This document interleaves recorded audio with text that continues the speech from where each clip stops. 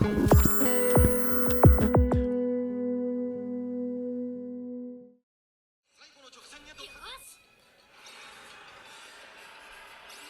on. Come on. Air Groove. Yes! Blazing Pride. Let's go. Let's go. Oh my god, we got this. We so got this. We so got this. Oh my god, come on, come on, come on. No, no, Scarlet, Scarlet, no. Every time. Every time. I did it again, didn't I? My bad, y'all. I did it with Balatro at the start of the year, and now frickin' Umamusume, I'm doing it again. Hi, everyone. Welcome to Decode Plus, episode 7 for the month of August 2025. Horse girls have taken over my life. I'm Taylor May. That is Ken Cardez, and who the hell are you, and how did you get into my studio?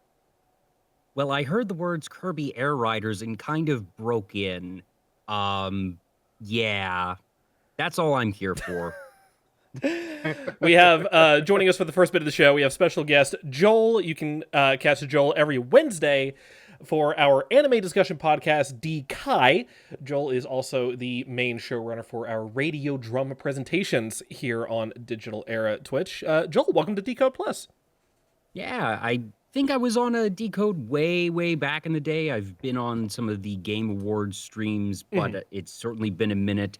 And like I said, I'm here for really focused reasons, and just I apologize in advance, by which I mean I do not apologize. This will only get worse as we approach November. I will be in everyone's DMs. I will be spamming this Discord server and others saying, hey, who wants to play City Trial with me? Because I freaking love Kirby Air Ride. I have said for years on end that one of my two just gems, grails, hope against hope, but understand that it would never actually happen.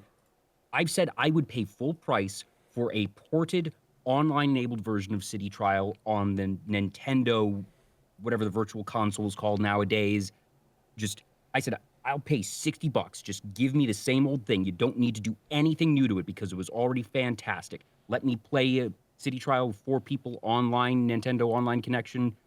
I'm paying the subscription because I love that game so much. It is an underrated gem, and I sort of assumed, as many did, that after 20 years, that ship had sailed. That particular, it can't even be called a franchise. It was only one game. It was let out to pasture because it did mediocre at best. It became a cult classic, certainly, but you can go back and see in the records here in the Discord when they had the Nintendo Direct, I think it was in April, when they unveiled a lot of stuff about the Switch 2, and they said that they were going to have the GameCube Virtual Console. I put in that chat, give me Kirby Air Ride. And they didn't show it amongst the titles listed. Lo and behold, some 20 minutes later, I am frothing at the mouth because the unthinkable happens and Kirby Air Riders is unveiled. And at the very least, I know, Taylor, that you did not grow up with Kirby Air Ride. Again, remind me, I do think that, I don't know if necessarily saying grew up with Kirby Air Ride would be accurate, but you've played Kirby Air Ride, so you are familiar with the gameplay. You understand what City Trial is and why some of the things I will talk about in a little bit are so big and so exciting. Yes, I do. I mean, Kirby Air Ride is one of the, like, quote-unquote unsung heroes of the GameCube era. It's just good Kirby, you know? Like, I can't really say a lot about it because the original Kirby Air Ride was a very bare bones, like, racing game with a few little extra things thrown in. But it was just one of those games that was like, I don't necessarily know if I needed this, but I appreciate that I got it. Yeah. And funny enough, Kirby Air Ride was initially developed by HAL Laboratories, famously the predecessor to what is now known as Sora, which is just Masahiro Sakurai's company. It was made by the folks that made Super Smash Brothers. And if you go back and look at the original Kirby Air Ride, you can see that they basically used the same game structuring in Kirby Air Ride that they had used some 5 years earlier for the first Smash, because how many stages are there? 12. You start with 11, you unlock one, exactly as you did in original Smash. Everything is built around the multiplayer, which isn't the actual single-player mode that most would think of in the gameplay. And that, just the way that it was so clear that it was designed by Sakurai and that it had a lot of the hallmarks that continue into his design even today. And he would go on very famously to basically use the format that was developed and pioneered in City Trial in, I believe it was called Smash Run, which was used in Smash 4. And that a lot of folks now are saying, oh, City Trial just looks like it was inspired by Smash Run. It's like, no, children. Smash Run was inspired by City Trial. That was there first. And to avoid monologuing more than I already have, I think the big important thing that was revealed, or I shouldn't even necessarily say revealed, that was pointed out in the staggering 45-minute direct that we got last week, which I don't know the last time we got 45 minutes for a title that wasn't Zelda. I don't know if Zelda even got a 45-minute one, frankly. Nope. But that Sakurai, one, he just needs to run more directs. He's great at it. But that he pointed out the differences between Mario Kart, which I can understand his own hesitation in it being released so close to Mario Kart. And I think they are different, but to the many people out there that are not familiar with Kirby Air Ride might sort of just glaze over and be like, okay, it's another racer. And I think it was a very important thing to explain the differences. And then the second part, when it got to City Trial, that he said, this is the main part. And there is a quote that he uses, and it's something that I had put, I think, in our Discord the day before or so. Kirby Air Ride is not about the races. That is the single most important thing. And I think the fact that Sakurai said it out loud in just a blunt way is very important for the basic comprehension of the game. For sure. Yeah. I think the best thing about the entire direct was the man literally was like, I'm gonna sit here and talk to y'all and read off the Kirby Air Ride instruction manual and tell you everything about this game. Yes, all 2 buttons. They have doubled the complexity of this thing. Unthinkable scope creep everywhere. It's out of control, folks. They added in a second button. I don't know if we're going to be able to handle this. Yeah, I mean, that was one of my complaints about the first game. Because obviously I'm a much more hardcore gamer. But me being the Kirby fan that I am, I was like, oh, it's a Kirby racing game. I'm going to play it. And I was like, I literally just pressed the A button. That's it. That's all I do. Rather, you don't press the A button. That you just let it go, and you sort of tap the A button, hold and release every so often, which, frankly, I think that design needs to be adopted by more, because I'm playing all these racing games, and your thumb gets tired just holding it down. It's not doing anything. So if the default that in any racing game across the board, you are going to be on the gas more often than not, I think that others should have taken the game design from Sakurai and been like, oh, yeah, why the hell are we making people hold down the A button? That's stupid. I distinctly remember one of the reviews for the GameCube Kirby Air Ride where the reviewer complained that they legitimately beat an entire race just slapping the GameCube controller against their lap. And I was like, come on, it's not that bad. Like, but I just remember that was something I read back then. I mean, hey, if it works. If it works, it works, right? Like, of note, the A button is what people think of as the main button, but you could also use the L and R buttons interchangeably. Just whatever was most comfortable. So yeah, if you're slapping against from multiple different angles, you can do that, and that's how you can control the game. But like I said, I think more racing games need to just adopt, not necessarily, I'm not saying they should all be Kirby Air Ride design at large, but I think that more really need to just get with the program. I don't know why I'm still holding A button in Mario Kart. I don't know why you would want to necessarily, I can understand maybe for something more complex like Forza. I can understand that if you're doing a more realistic racing game, but for any normal kart rider for something like Sonic World Racing, for Mario Kart and the like, I think that acceleration is just going to be the default. That's how you play the game. But anyways, enough about that. Mario in We the got chat City pointing Trial. that out. By the way, Gran Turismo and Forza might have something to say about that right as you were Yeah, talking about yeah. Forza.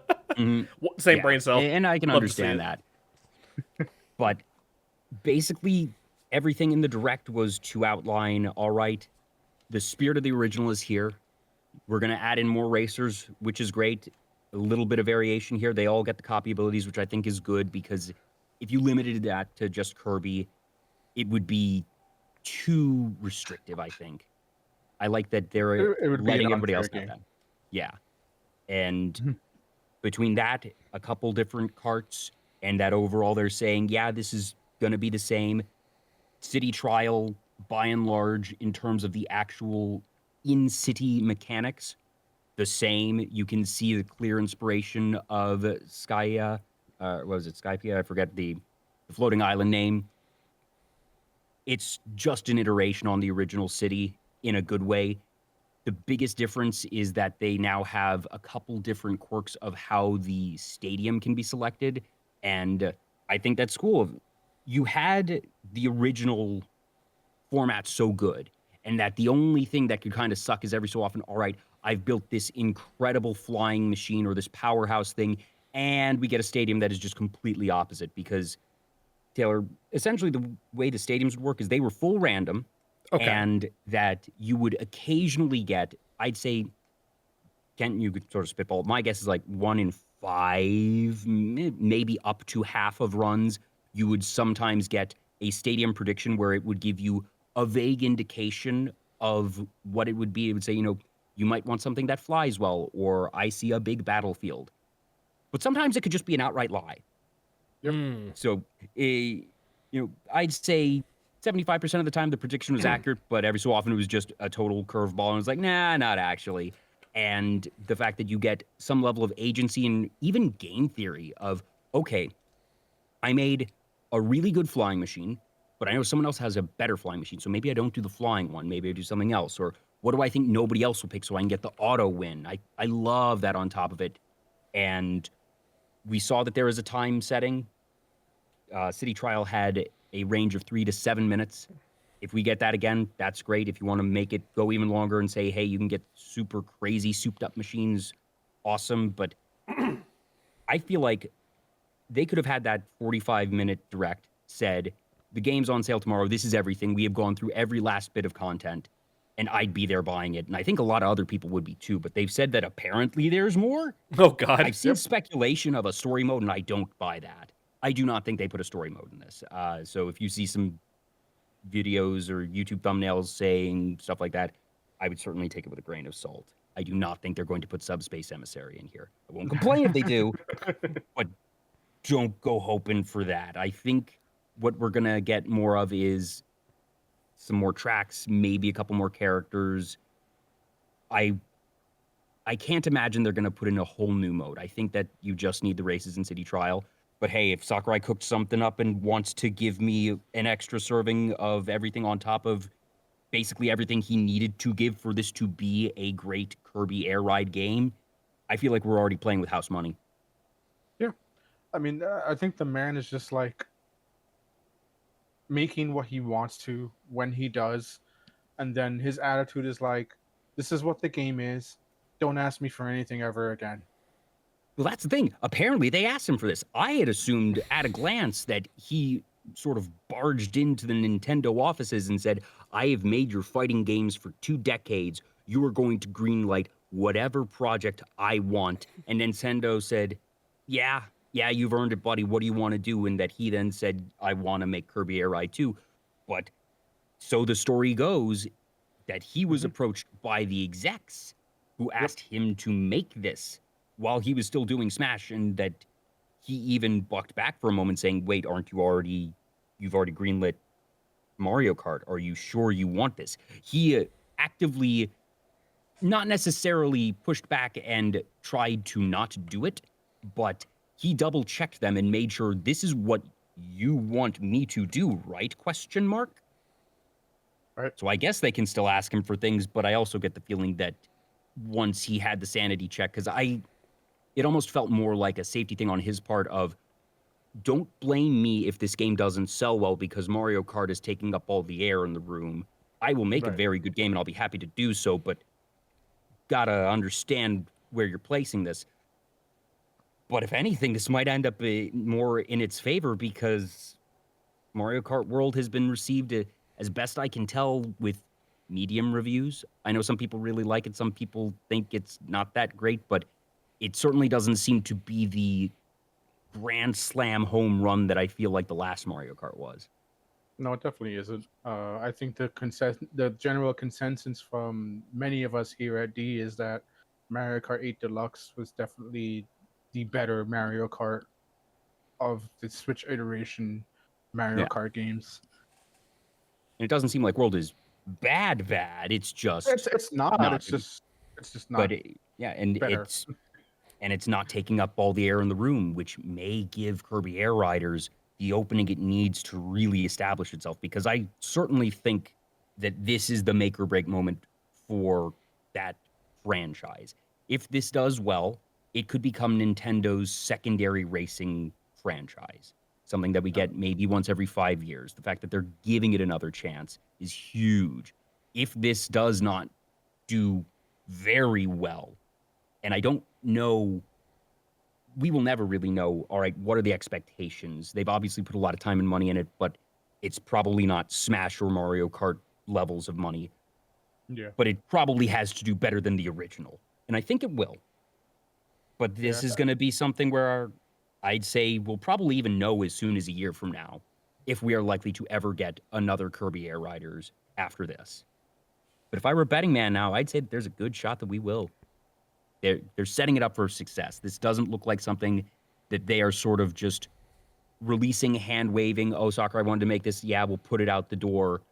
They're giving it a prime November release. They gave it a 45-minute flippin' direct, which is basically, that's as much support as Nintendo can put behind a title. Until they make the big mistake of releasing Metroid Prime 4 Beyond around the same month. I Do they're not speak different that enough evil into audiences. existence. I think they're different enough audiences that it can still be fine. I hope so. Because, like me, I would have to pick one or the other, and I'm obviously going to be picking the Metroid game. I think that you're entirely fair on that, and I hope they give it enough breathing room. Because they haven't given a exact release date for Metroid Prime, correct? I think no, they haven't. No. They said My it was guess is like, that's the December title. I wouldn't be surprised if they push it into next year. Like putting it in December is also kind of rough too because They how could give it soon the after mid-January November? slot. Maybe as long I definitely don't put it out when Grand Theft Auto 6 launches. Like we don't want to do that. And Oh, Samus- God. Well, that's the problem. We live in the era where there's always going to be a big name game, a big name movie somewhere on the docket from some company. There's no truly open month. You might get an open week, but you can't expect a single game to have really more than 1 or 2 weeks without something high profile going out. It's very true. Case in point, if you look at 2 games dropping this week, both of them remasters. We have the Gears of War remaster dropping this week, and we also have the Metal Gear Solid Delta Snake Eater remake dropping this week. And like, my wallet is just like, why? If you guys But at know the very least, those are pretty different games. That's sort of the two poles of a war game, that you have the big run and gun slasher chainsaw Gears of War and the stealth of Metal Gear Solid. And I think it is at least smart, stealth, quote unquote, that very fair, of course. But at least in as much as a game in that genre can do. Stealth is optional for this mission. So anyway, I started blasting. But if Metroid Prime were to be released in the same week as GTA 4, I think those are pretty darn different games. Yes, they both have projectile weapons as a primary mechanic. I think that a Metroid game versus the sandbox. I don't even know necessarily how to classify GTA. I A think that lifestyle game. something like that. Basically. Yeah. If you have to put it against something else big title, in the blind, I'd probably choose that because at least I know it's really different. Mhm. And was there anything that you were particularly excited by or hoping for in Kirby Air Riders that you did or didn't get? For me, no. I like that it just feels like the director's cut version of the original GameCube title, and rather than just port it or remaster it, they actually took the time and the care to say, "Hey, let's beat this up. Let's put additional content in it." Because we know that there are Kirby fans out there, and like that's one of like my not deep dark secrets, but most of you who know me know that I'm like this really hardcore action adventure. Give me my blood and guts. Give me my God of War. Give me Devil May Cry. Give me Castlevania, and then it's like on that same coin, there's games like Journey and Sword of the Sea and Kirby that I also love to play. So it's like it's a very strange duality when people are like, "You're playing Kirby?" I'm like, "Yeah, man, Kirby is awesome." Ken over here You know, like the games I like. Yeah, give me Devil May Cry, give me God of War, give me Fuel, give me Fire, give me that which I okay. Anyway, I'm actually doing a quick check of where Kirby and the Forgotten Land lands in the Switch sales chart because I don't think it's super high. you also said something earlier that kind of well, a couple things earlier, Joel, that kind of made me chuckle. The first was the just tapping the A button to go instead of holding it down because thumbs get tired. Hi, I play Rocket League. Laughs and index finger glued to right trigger. But then the other one was about like the predictions. For like the stadiums, about how sometimes they're good and sometimes they're an outright lie, and I'm like, oh, so it's exactly the same as the favorites predictions in Uma Musume, a problem that exactly one of the three people in this call have. Hi, it's me. All right, so Kirby and the Forgotten Land had 7.2 million unit sales, which puts it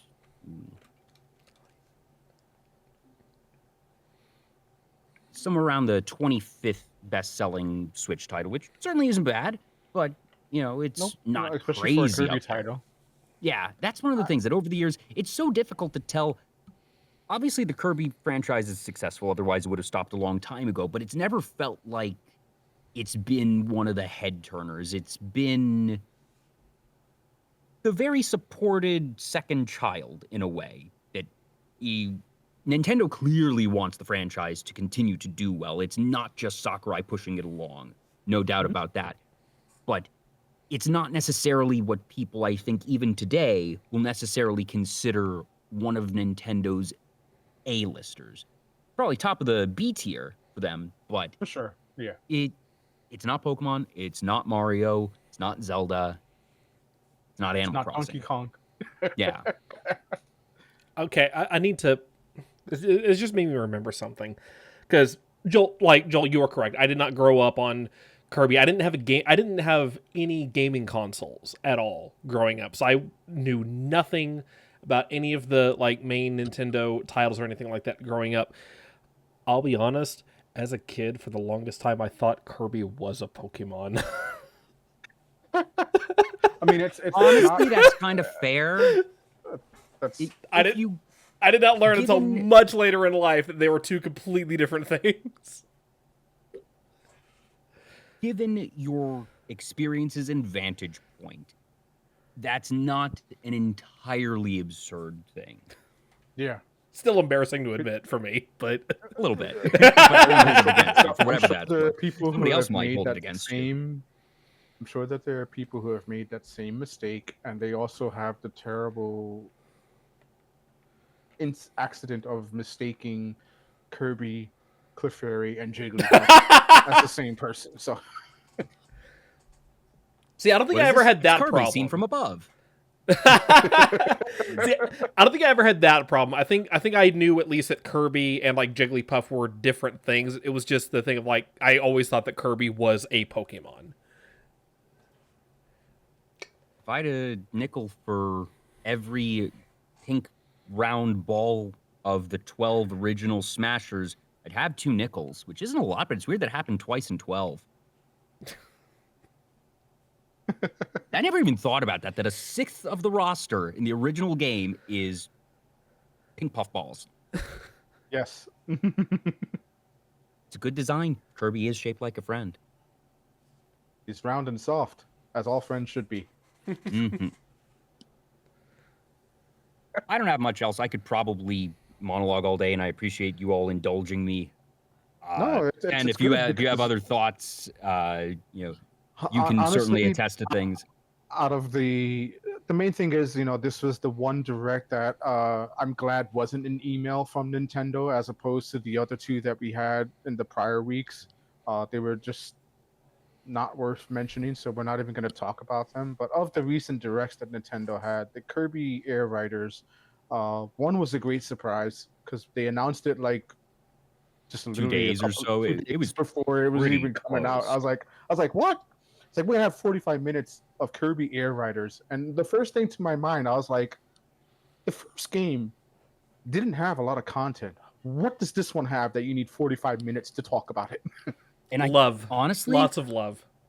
I think it's the marketing strategy. I think it's part of them differentiating from Mario Kart World is to just say, all right, what is the biggest way that we can get this information in front of as many of our fans as possible? A direct. Let's just make an entire direct just introducing them to this game because statistically speaking, there are probably not that many people playing right now that know the game. More people have heard of it than have played it, certainly. And I think, like you were mentioning, the fact that they were just sort of going through the instruction manual, especially in that first part of it, I think this was their big pitch and the kickoff to the full marketing campaign of how and why this is not just Mario Kart.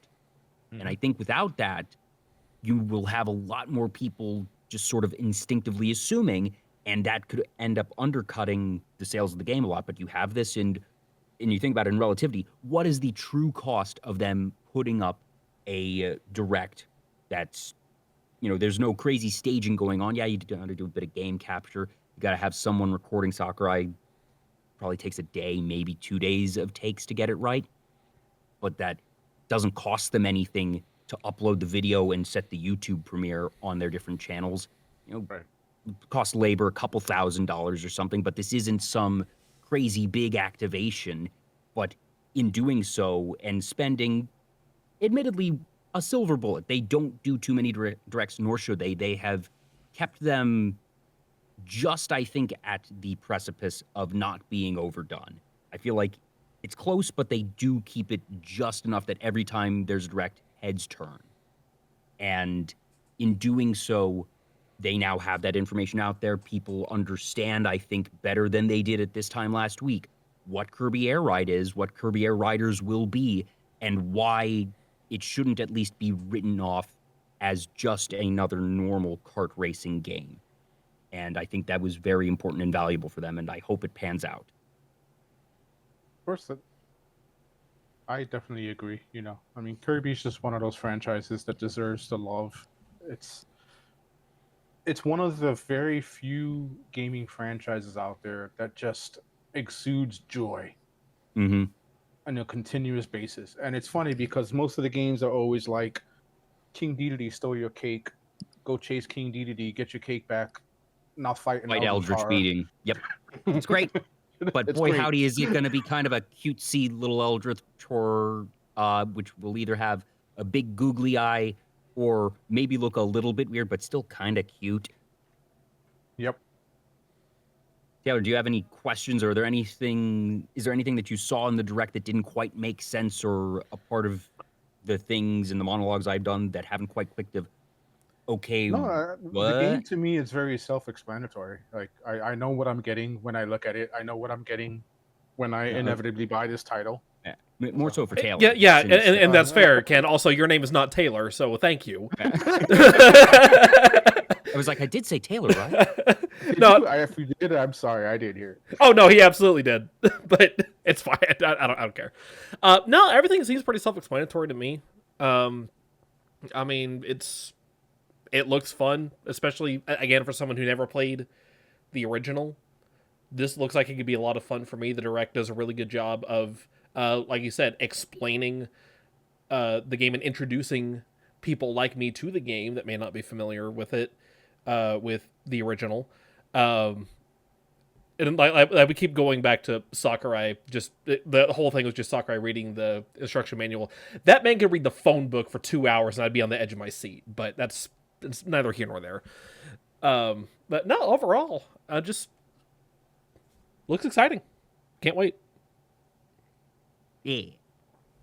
Well, that's all I got. I know you all have a couple other things, but I'm going to get out of your way. I've already spoken more than enough for entire podcast. So thank you again for letting me just gush about this game that I love. You should go. I'm not even going to say you don't need to pre-order Kirby Air Ride. When it comes out, pick up Kirby Air Ride. It's going to be great. It's going to be a good time. Sounds Most good. of us Switch 2 owners definitely are. Yeah. Thank you to Joel for hopping on for this first bit of the show. Again, you can catch Joel every Wednesday on our anime discussion podcast, DEE. Every Thursday, Gaming with RJ. I forgot to mention that earlier. And Joel is also the main showrunner for our radio drama presentations right here on Digital Era Twitch. So, Joel, thank you for coming on. It's been a pleasure. Get off of my show.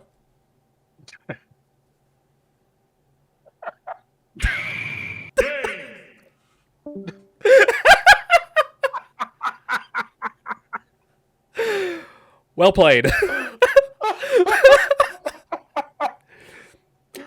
Oh, I that is actually- hilarious. We still have a lot more we got to talk about. Gamescom being the next topic on the list. I've got my handy dandy cheat sheet from IGN up here, so I can kind of just look over the Cliff's notes because What a I am a busy girl and I didn't have time to do my homework. Don't worry about it. Also, God, stop doing that. I mean- there we go. I mean, Gamescom, aka Keeley Fest 2.0. and it's okay because even though I watched the show live, I still have to pull up the same cheat sheet that you're using because I'm just like, what were some of the things that were actually shown that we can talk about? Because if you check the Discord, I infamously snarked on that entire presentation. Ken snarking on something? Color me shocked. I know, right? I don't normally do it, but when I do, it's there. Euro Full of 3. Oh my God. Anyway, so yeah, we had Gamescom this past week, which is it's basically a trade show similar to what E3 used to be. And this one is held normally in Germany and showcase a lot of European developers, but there's always, a couple of inclusions from the mainstays. So we had a good mix of different games shown. Like obviously there was some stuff from the usual suspects like Capcom, and a couple of other companies. But since we're talking about Capcom, obviously one of the big reveals at the show was Resident Evil Requiem, which is the 9th mainline entry into the Resident Evil franchise. This time we're focusing on the remainder of the Ashcroft family, Alyssa and her daughter. If you are familiar with the Resident Evil lore, the Ashcrofts were the ones responsible. One, they had the mansion that the first game took place in, but they were also part of the predecessors to the scientists and whatnot that created the original T-virus. So Capcom's picking up those lingering threads and doing more with the story because Resident Evil will never die. And as long as they can find something to pick from its zombified corpse at this point, they're going to continue to do more and more Resident Evil games.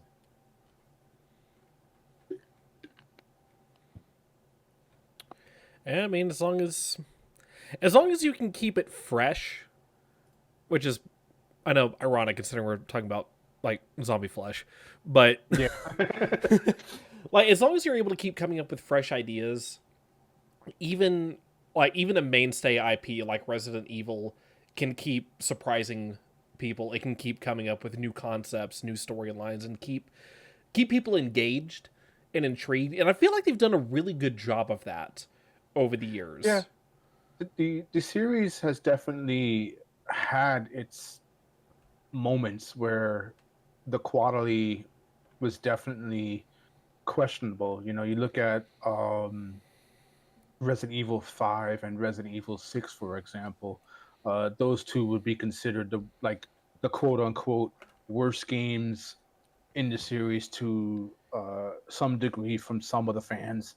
And then they did the about face with Resident Evil 7 or Resident Evil Biohazard, and then eventually Resident Evil Village, which was also Resident Evil 8. Um, and just that turnaround, sometimes, you know, those type of moves are things that can save your franchise. As for Ashcroft, yeah, I mixed the two, didn't I? I mixed up my lore. How dare you? Hey, look, it's been a while, okay? I haven't touched Resident Evil in years. Yeah, Ashford was the creepy singing guy in Resident Evil Zero. Yo, where's Billy? Can we get Billy back?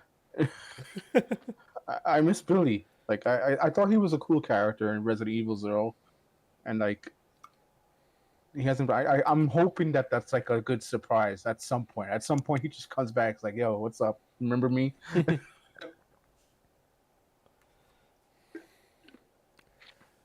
But yes, Ashcroft is the Resident Evil Outbreak games. Ashford is the family heritage that they were present in Zero and then into Code Veronica. So there we go. Corrections live. All Anyway, right, you get to keep your nerd card for now, I guess. I do. Staying on the Capcom thing, they also showed off some more of Pragmata, which is this new shooter that looks like sort of a love letter to Mega Man, even though you're playing like this space dude who has this little girl on his back. Looks like a very interesting third-person shooter. I'm really excited for that one. We have brand new Onimusha, Way of the Sword, coming out for the PlayStation 5 and all the other next-gen systems. Yeah, Capcom's just got good stuff coming out. You know, I can't complain, with the exception of, you know, someday I hope that Capcom remembers Mega Man exists and gives him a proper like actual game as opposed to throwing him as a guest star in 9 million other properties.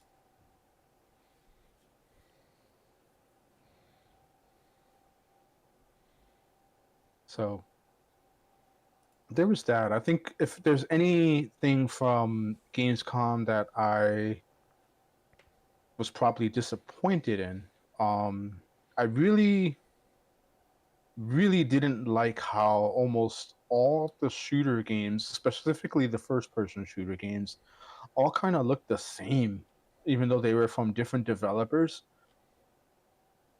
Like I watched the trailers back to back to back, and I was like, at some point, I was just like, "What game was this again? Is this the same one? No, oh, this is a different one." Okay, that's one of the things that I'm a little disappointed with in the industry right now, because so much stuff that's coming out that just looks like stuff we already have, just with a different color palette or, you know, different nuances and character design and whatnot. But for the most part, they all look like the same shooter that we've played time and time again. Mhm. And I know that that's just the industry playing it safe, which unfortunately it has to nowadays with all these like studio closures and layoffs right now. You know, it's just easier to go with the guaranteed money than try to do something new. Which is why when something new is shown at these trade shows, they get a lot of attention because we're like, hey, that looks cool. Oh, this is different. And those are the games that, you know, tend to have a better traction. And going back to Capcom, doing these games from franchises that we thought they've forgotten about, like Onimusha pretty much came out of nowhere. So it's nice to see Capcom basically like get their act back together, so to speak. And I hope it continues, and I hope that they focus on some franchises that could do with a little bit more love. Cough, Mega Man, cough. Um, if you can't tell, I want another Mega Man game from Capcom. So Really, couldn't tell. I can't. Couldn't make that obvious. But yeah, just like a lot of different shooters shown at Gamescom. Like I'm not even gonna go through like the laundry list of their names because like at this point, those were the games that I was just like kind of tuning out from the show, and I think it says a lot about the overall atmosphere and feel of this year's Gamescom, where the one title that was shown that impressed me the most, that got the most excitement from me, was a Lego Batman game. And the reason why this Lego Batman game got me so excited was it legitimately looks like this just giant love letter to all of Batman medium. It's a video game that takes the Arkham combat, puts it in the Lego universe, throws out the Adam Westward balloons, basically goes through the storyline of almost every single Batman movie at this rate, has some homages to the Batman animated series. Like I think it's called Legacy of the Dark Knight, and it just feels like a game that's actually gonna encompass the legacy, which is really cool. Like that's exciting to me. I'm watching one of the videos that they showcased over on the IGN website now. It's of just which game? Of Legacy of the Dark Knight. Mm-hmm. It will. It just looks it will never surprise me, or it will never. I will never cease to be amazed at how Lego games in general can somehow, over all these years, look the same, but also look fresh and new at the exact same time. Like you kind of get what I'm saying? Mm-hmm. Like it's like I'm watching this video over on the side monitor right now, and it's like it looks almost exactly, or it reminds me exactly of like playing like Lego Star Wars: The Complete Saga that came out way back when, but like with smoother textures and smoother animation, and actual voice acting is the one thing they finally added into Lego games. But just that Lego games have always been fun, and admittedly, the only Lego games that like of this type, I guess you could say, that I've really ever played have only ever been the Lego Star Wars games, but they're still good, and I would love to pick up like this game, like just the Lego Batman games in general just look like so much fun. Yeah, for sure. It was just a definite highlight of the show, especially when you have so many other games that were just so samey and kind of like just bored me throughout most of the show. Like something like that to excite me, the hardcore guy, the guy that likes Gears of War and God of War and Devil May Cry, and give me my action slashy shooter McLoody stuff, and then it's like, Yeah. Hey Ken, what impressed you the most from that show? And I'm like, Lego Batman. And honestly, there's not a damn thing wrong with that. No, there isn't. But But it's just funny because I know the type of gamer that I am, and I tend to gravitate towards the more hardcore, action-packed, like super serious games. And then once in a while, I'm just like, hey, this RT-42 thing, I'm gonna play that. Hey, that game that's clearly made for kids, I'm gonna play that too. So I think that's just I'm an all-encompassed gamer. Like, yes, I do have a preference, but once in a while, some silly fun stuff comes out, and I'm like, hey, I want the silly fun stuff. I mean, I championed Fall Guys for years. oh yeah, I think I think that says a lot right then and there. Um, but yeah, Gamescom, like it was a solid show.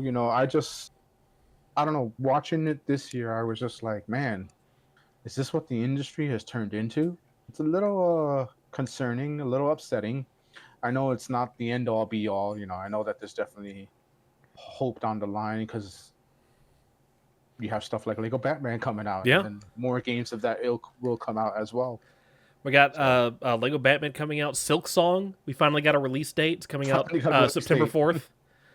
Soon, next week. Yeah, it's finally here. It's real.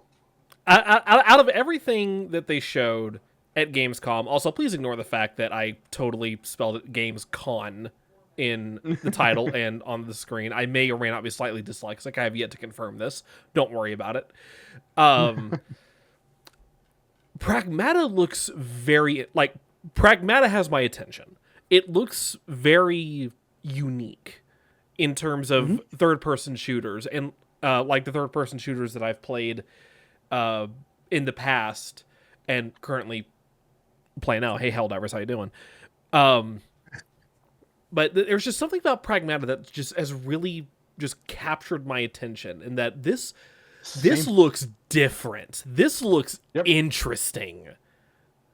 Yeah, I mean, most third-person shooters wound up looking the same, playing the same. So, like I said earlier in the show, literally maybe like 5 minutes ago, like when something looks unique and refreshing, like it catches your attention. And a game like Pragmata is such a game. It's one of those things that's like, oh, shooter, shooter, shoot. Oh, hey, this one looks good. Yeah. And Pragmata was definitely one of the shooters where I was like, oh, hey, this actually looks really cool. And I think one of the things that is really cool about it is how it's put in this spin.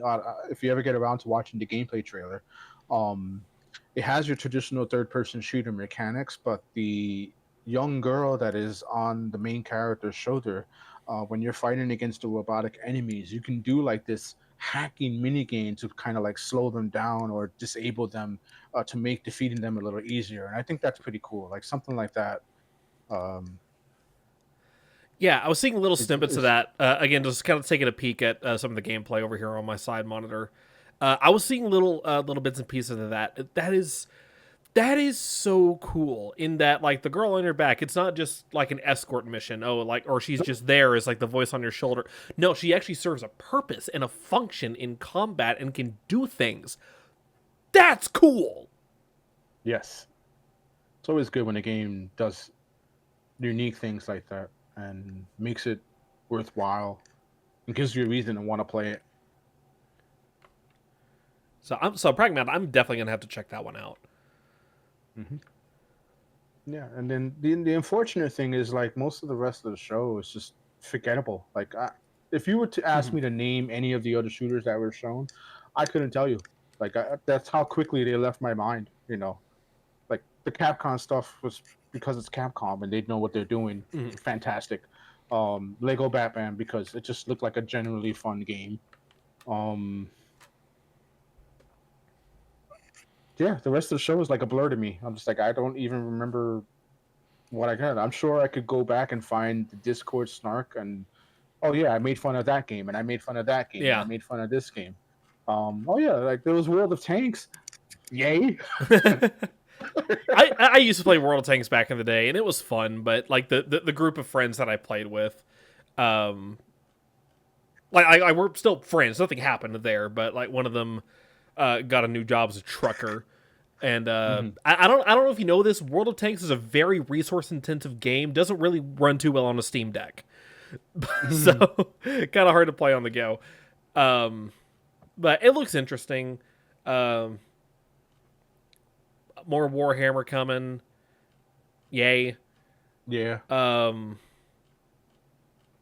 More news, or I guess a closer look at Borderlands 4. Whatever. I mean, I'm excited for Like- Borderlands 4, but it's at the point where I'm like, I've already seen everything I need to Yeah. see from the original launch trailer. So like showing off the new character, I'm like, I'm already sold. I don't need it. That's fair enough. I guess the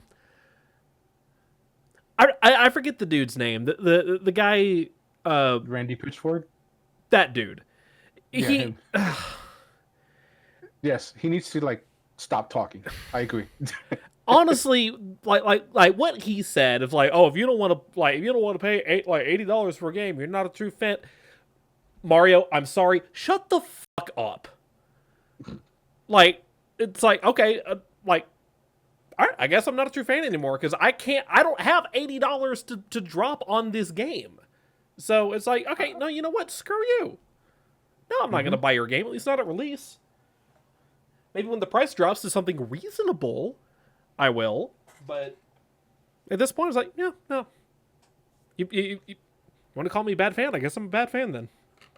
Yeah, I'll call your bluff. I don't care.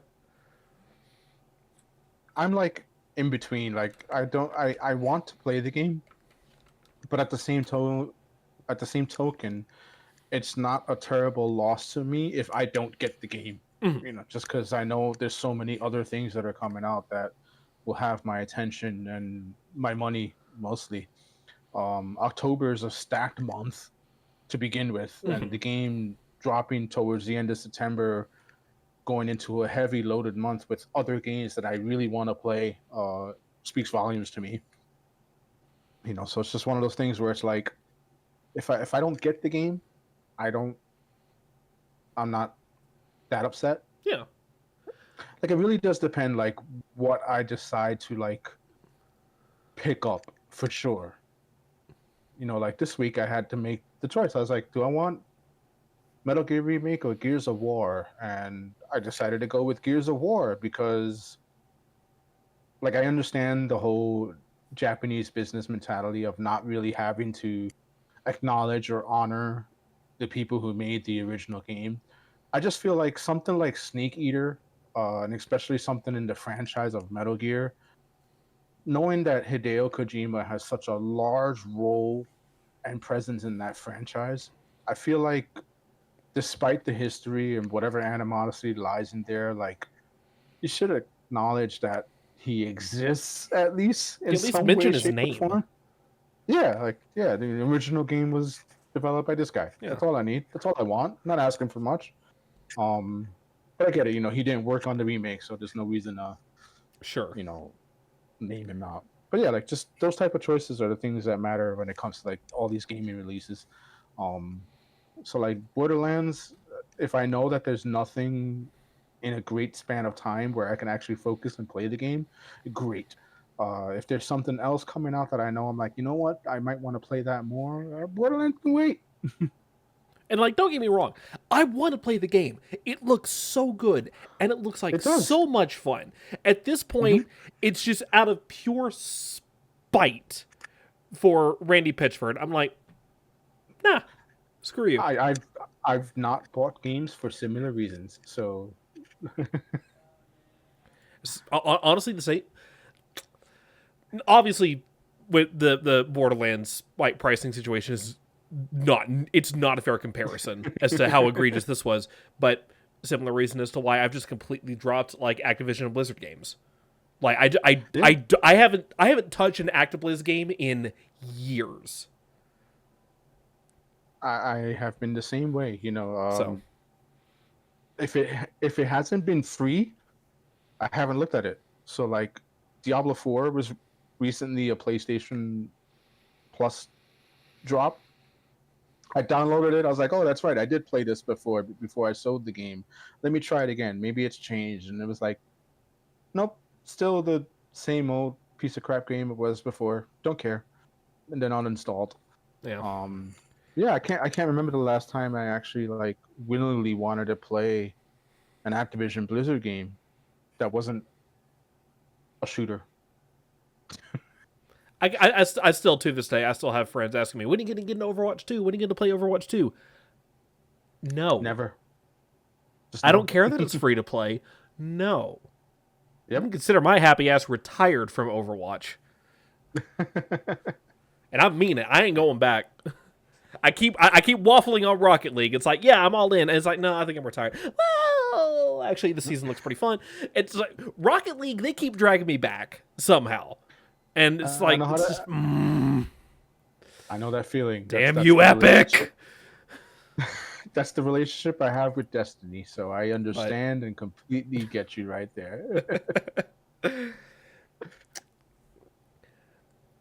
right, well, we are officially uh in overtime for this yeah. show, and honestly, if there was a show we were going to go into overtime, it needed to be this one, considering our what's going to be our closing topic for the show. Did you have did you have like a particular monologue you wanted to go for this, or was this, did you want this to be like an open discussion? Like, Uh, I think I can monologue it because I okay, think it's time to do something that the previous iteration of this podcast used to have. Only now we can do it in a much more nuanced and revised and more mature because I mhm. don't have to be angry and screamy Yeah. anymore.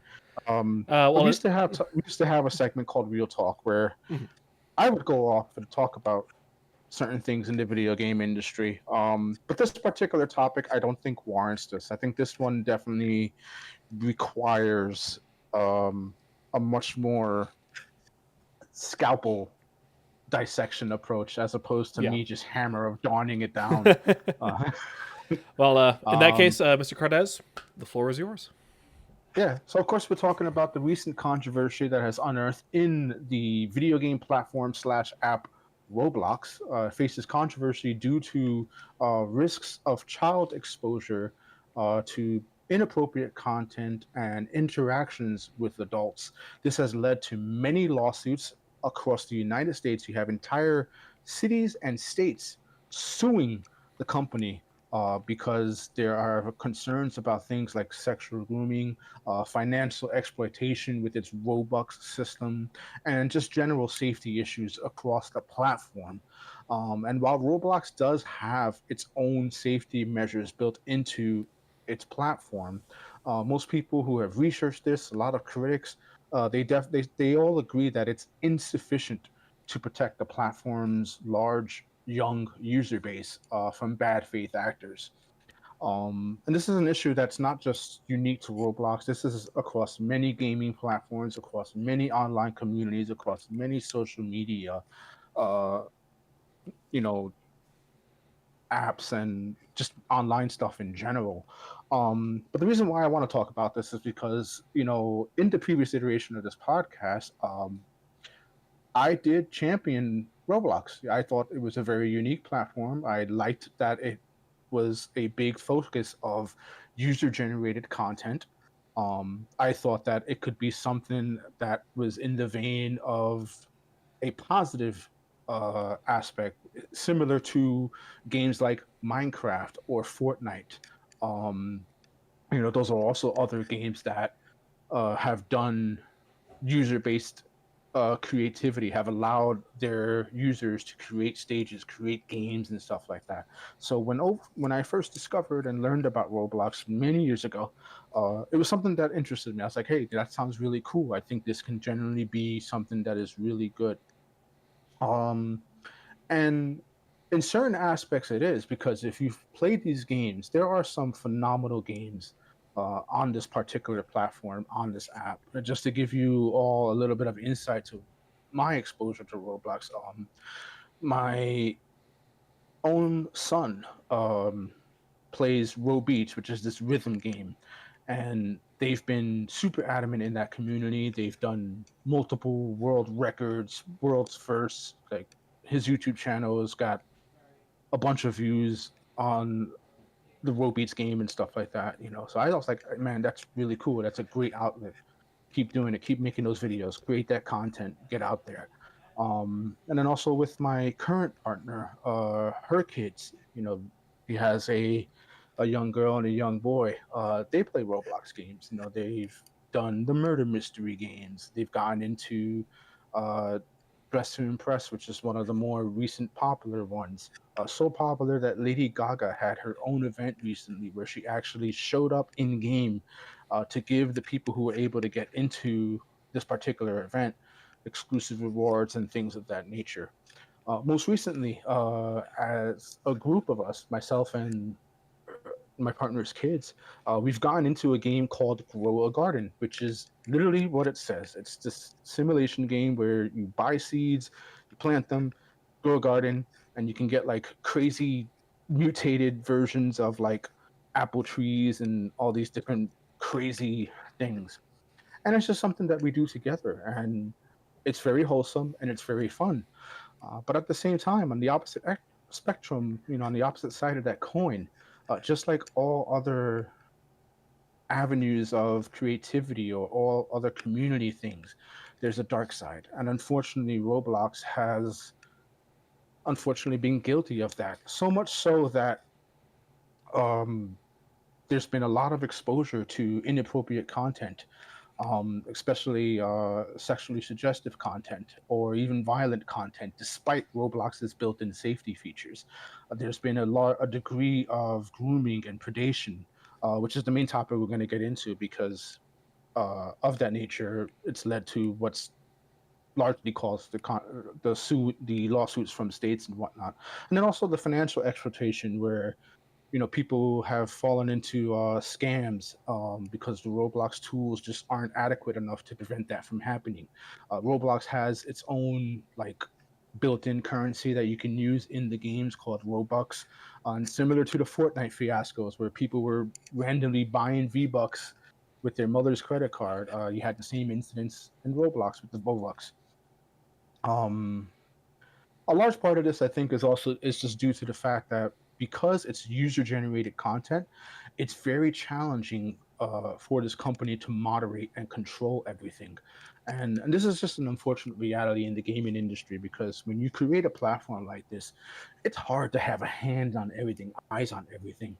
Um, but at the same time, it's like if you know that this is something you're going to create and this is the type of project you have, as a common sense, or maybe if you were a good faith actor, these are things that you should try your best to really get into. And a lot of times, companies, and specifically a company like Roblox, they're more so to say, hey, you're the parent, you should watch what your child's doing, or they'll get government intervention. And it's like, you know, when it comes to parenting children, it's very hard to be on top of them 100%. Um, you can try as best as you can, which is hard. It's just not easy to do.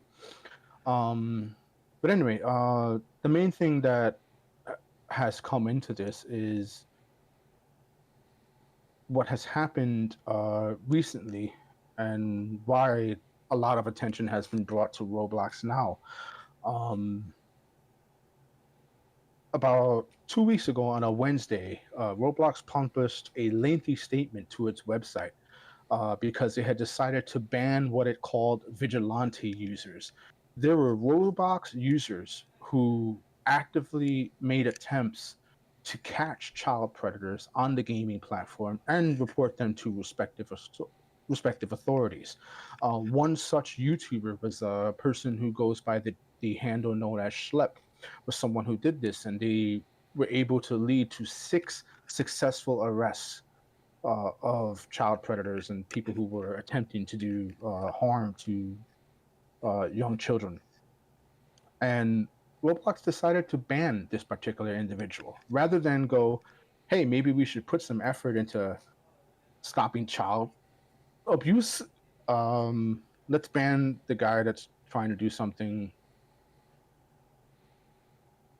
that they really shouldn't have to. Like, that should be left to law enforcement and politicians and the people in charge. But unfortunately, sometimes you have to take matters into your own hands. And what's led to even more craziness and why it drew attention to me was the fact that all these lawsuits, this ban on the particular user Schlep, has led to the resurrection and unretiring of Chris Hansen. Now, for those of you who may not know who Chris Hansen is he was a former Dateline correspondent, but he's most famously known for his shows like To Catch a Predator and Takedown. The man has come out of retirement partnered with Schlep and is going to be doing a documentary on what he has found and discovered while investigating, these child predators and things like that off of the Roblox game. I don't know about you, but if you had to bring Chris Hansen out of retirement and your actions are what did this, you are messing up.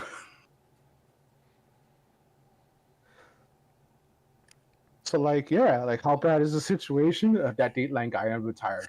That bad. Um, but yeah, it's just such a scary thing, and I think for me, it's something I wanted to talk about and mention because I'm essentially parenting or helping my partner parent these young children, and my son was a teenager, and even though we lived in different states, I still try to install in him good mannerisms, how to think correctly, doing the right thing, and whatnot. But it's very much been a kind of a hands-off approach because he's in another state. And I think this particular subject has made me think more as a parent because these children are physically here with me, and I feel that responsibility to make sure that they're safe, that they're not doing anything wrong, or they're not being taken advantage of on this game. And I feel incredibly blessed that they're super open and honest with what they do in the game. I like that I've interacted with them, that I play with them on the game. So I know that they have that safeness. And like, sure, all the stuff going on in Roblox, it's some people might think the easy answer is, oh, well, just don't let them play Roblox. And it's like, that doesn't solve the problem. It just solves the little one, but the main one is that video games, much like the internet, are vastly mirroring the real world. As much as we try to use them as an escape, as an outlet to kind of take our mind away from the things, because video games are rapidly changing and evolving so much, they've done so much evolving in the past, like just literally 2 decades. They've become the bleep bloop bleeps to all these massive content creation endorsing, amalgamations of the internet itself. And it's a very real and sometimes it's a very scary thing to deal with, especially when you're a parent of young children. So I'm not going to tell you that you need to boycott Roblox or whatever.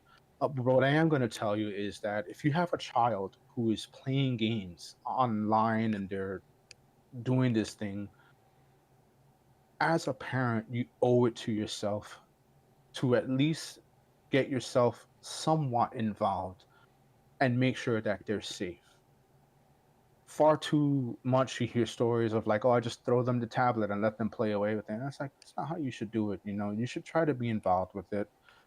I get that kids can test your patience. I get that kids can drive you nuts. But at the end of the day, they rely on you, the parent, to be their guide, to be their safety.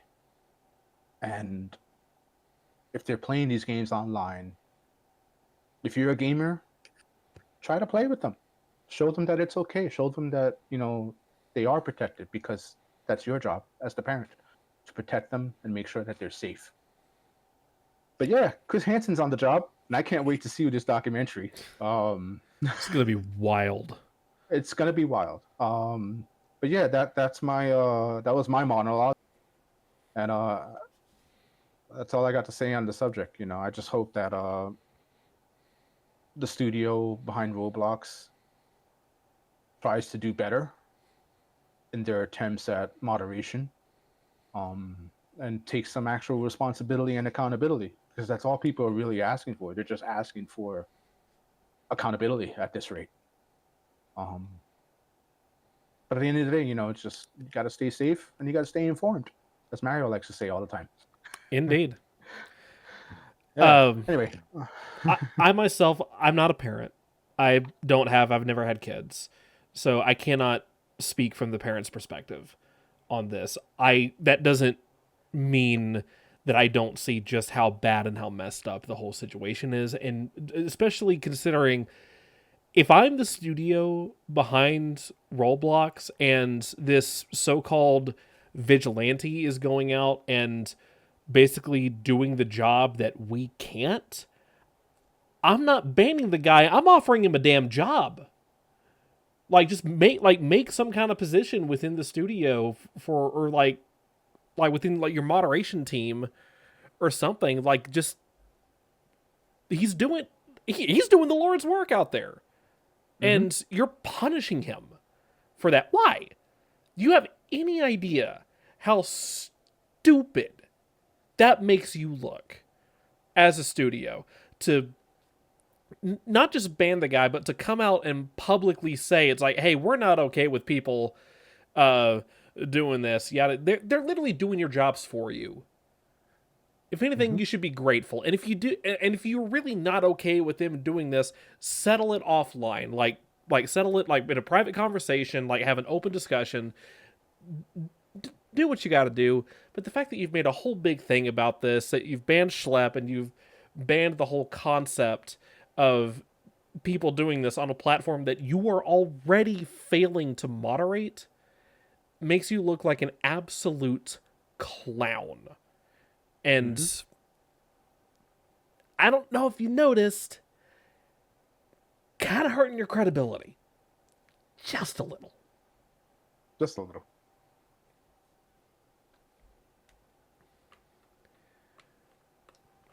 Yeah. All right. It's wild, man. It's crazy. But yeah, I think that's going to do it for our show today. So I'm going to proceed with our general outro. If you like the conversation and you want to continue it, feel free to head on over to our Discord, where you can add us in our own video game thread, as well as several other threads that we have online. So definitely check out our Discord to keep the conversation going. Feel free to add me or any one of us if you want to talk about some of the stuff that we have talked about on today's show. If you wish to support us even more, we have various methods on how you can do that, including our merch shop, which you can find over at our Stream Elements link being thrown into the chat right now.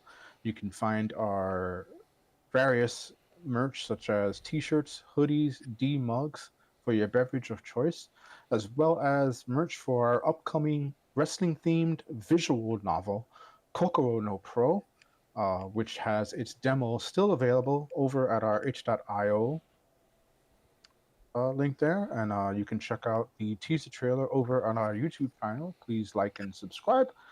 Helps us out, and we welcome all who share the love.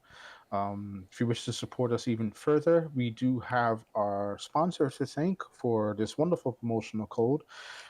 You can head over to imageanime.com and use our promo code DISCOUNTSHIP for free ground shipping on in-stock item orders over $100. So if you are an anime fan, or you know someone who is an anime fan and they like buying things, give them that code, point them over to imageanime.com, and they can save on all orders over $100. They'll get free ground shipping on all in-stock orders there. And yeah, that's going to be it for our show this month. We'll be back in September, where we'll have some more gaming news and discussions with you all. And until then, you've been decoded. Good night, y'all.